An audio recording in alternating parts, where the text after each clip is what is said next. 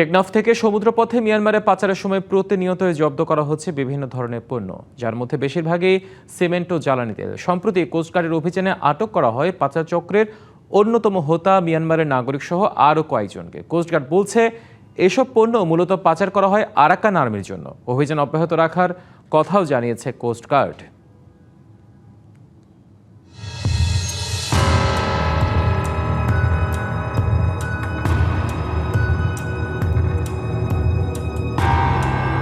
সীমান্ত শহর টেকনাফ ঘিরে গড়ে উঠেছে কয়েকটি শক্তিশালী পণ্য পাচারকারী চক্র।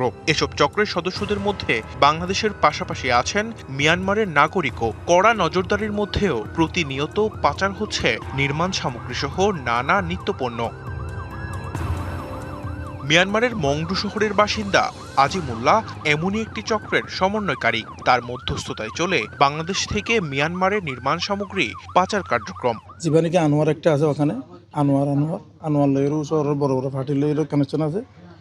তারা যদি ওখানে টাকা পয়সার মাধ্যমে যদি গিয়ে আমার এখন বড় মনে হলে 5 লাখ দিয়ে বুঝতে 10 লাখ এনে লেনদেন করে। আগতে 2 মাসে আনোয়ার লে আমরা পরিচয় দিয়ে লেনদেন করে।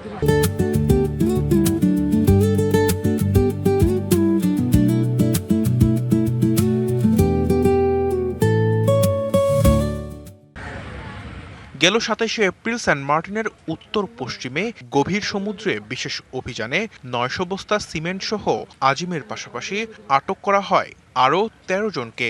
আমাদের কোম্পানি যেদিক বলে আমরা সেদিক দিয়ে আনি, মায়ানমার আনি।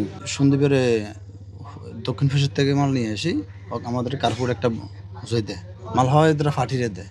আমরা আমি খালি লই যাবার দায়িত্ব আছে।